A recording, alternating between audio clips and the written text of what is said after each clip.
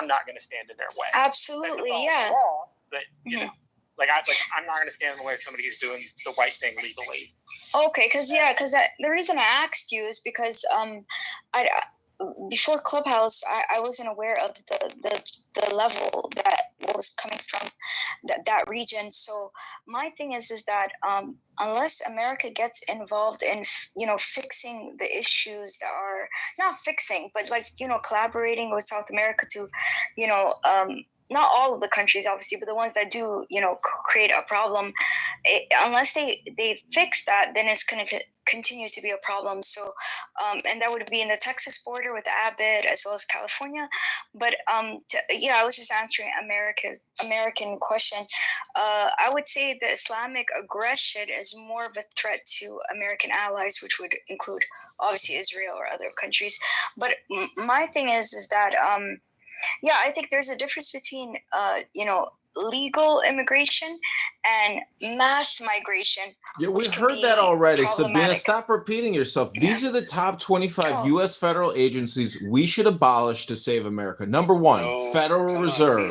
Number two, Department of Education. Number three, EPA. Jump in and ask jump in. I think this is an interesting thing. Wait a minute. Who in the fuck moves people off the stage? What's going on here? Not me. I don't know. I wanted to. I did not do that. So I invited people. Hey, hold on. Listen, I could go back to solo modding. I it's not a big deal, but dude, don't remove somebody just because you didn't like what they said. Yeah, I'm just interested. It's a great poll. I like this feature. Islamic extremism, biggest threat to America. For those who picked that, just, kind of what does that mean exactly? What does that look like? Is it what Sabina's talking about with our allies? Is it in this country right now? It's JV. Maybe cells or something like that? Is it the worry it's going to change the cultural fabric? Just, curious. That's a great question, P. I mean, I was amazed that immigration is not even on here, but yet Islamic extremism is on here, but not immigration. Amazing. So can I answer? Exactly, yeah. Yeah, go ahead, Marty, if you want to answer, because if I answer, people are going to say that, I don't know, I've got some sort of problem. Go ahead. So it wasn't that long ago, 9/11. Let's just act as if that doesn't exist. I think also people really also are glossing over the fact rockets hitting your American air bases is a direct attack to America. These are types of things that we don't discuss when we talk about what the radical extremists actually do. Do I think attack in America? Yeah, if you listen to the FBI, Homeland Security, for the past not only 3 years, they're saying in America these are attacks that could easily happen, and they're monitoring, and it's gone wild. When extremists, they don't care if you're Jewish. Like the extremists that went into Midtown, shooting up the place that was previously marked by radical Islamic extremists in America. That building that he targeted was on that list, and we have to fully understand he shot the Muslim guy in the front. And it doesn't. These extremists in all over the Middle East, Saudi Arabia, UAE, all these countries actually mark them as extremists and considers them terrorists. These are types of things that they don't do it just because they are anti-Islam. It's not how it works. It's because these are the types of people that will kill each and every and anybody that they see. They have no shame in their game. You could be Muslim, they'll kill you too. But to gloss over the fact that a terrorist attack in America isn't very possible is actually just not reading what the FBI or the Homeland Security openly says, especially in the last 3 to 4 years. So it is something that Americans should work. It's everywhere. The levels that it's on, it's not even comparable to what we've seen in the past. No, you're missing my entire point, which is because we're America, people want to use us and attack us. Being king of the hill comes. Yeah, but you never heard Australia. Killing the president of the United States, trying to kill the United States. Being king of the hill imposes a great deal of benefit. It also imposes a great deal of cost. Marshall, you know there's a reason for that, right? Why people want to attack America? I hope you know that. Well, if we could... Depends on which group wants to talk about America. They all have different reasons. Sure, but I would say it's a bigger threat to the UK. Are you guys aware that America moved a bunch of nukes to the UK? But it's yeah. Go ahead. Wake that up, Sabina. Wake that up. Do you know the U.S. has nuclear, biological, chemical stash depots all around the world, Sabina?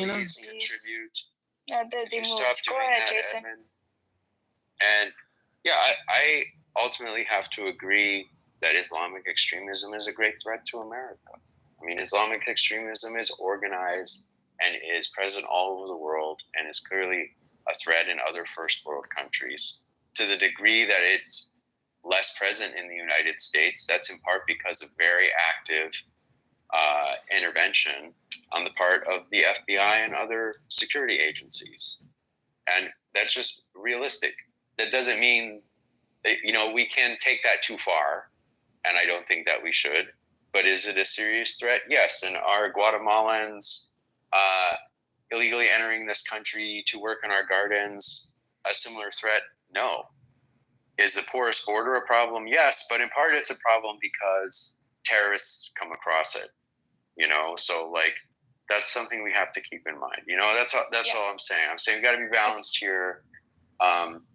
Border security is a big issue, but Islamic extremism is a super organized thing, and it's a huge threat to Muslim countries, to be totally frank. I mean, Sabina talked about our allies like Israel, but the harsh truth is that it's a big problem even for Saudi Arabia and a bunch of Islamic countries. Yeah, and I don't disagree. The nature of my question was not any type of gotcha or leading question. I wanted to understand where people's minds were at and what they meant when they said that.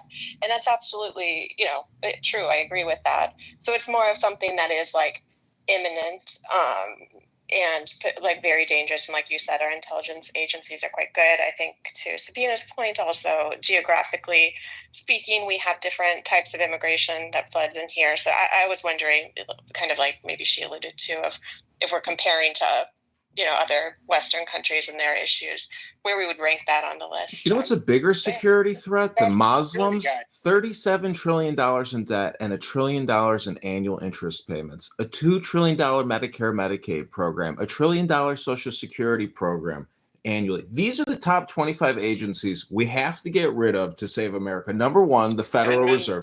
Jason, please stop. I'm going to say this list. Agencies. Number 2, Department of Education. Number 3, EPA. 4, IRS. 5, Department of Energy. 6, HUD. 7, HHS. 8, USDA. 9, Department of Labor. 10, SEC. 11, FTC. Hold on. Edmund, you're going to continue. I just want to say this. People saying that they're leaving because they don't want to hear a list, people have to listen to other people's bullshit. I mean, so what you're really saying when you don't want to listen to that, which is fine. You can go ahead and move yourself. You can remove yourself from the room. You do whatever you want.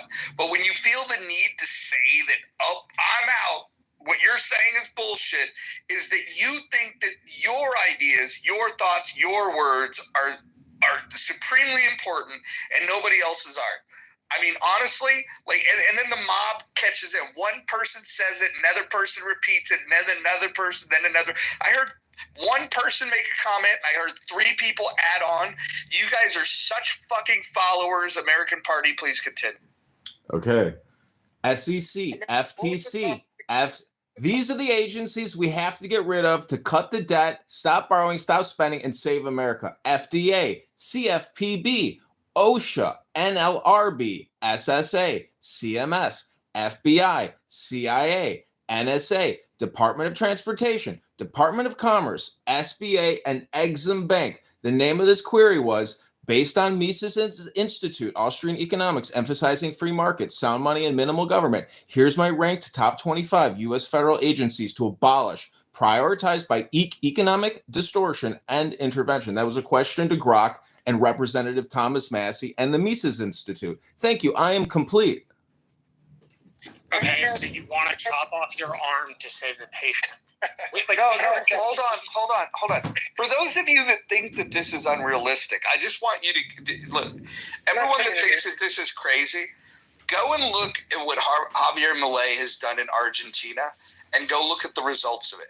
I get that in the United States of America with our checks and balances and whatnot, it's a lot more difficult to do it and it's a slower process. But there's no questioning that when you get rid of these agencies, the government actually works better.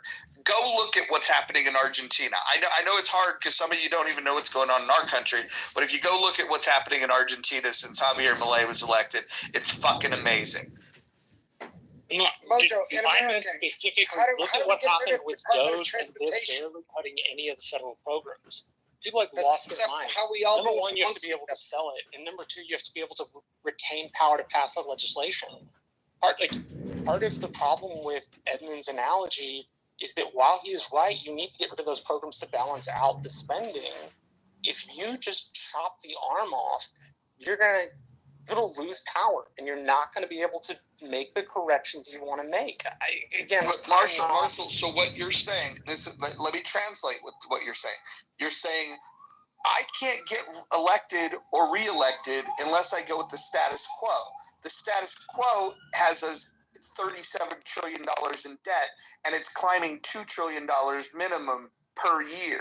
And so what you're saying is that, hey, this is just not the way it works here. We like the big spending, and you're unelectable.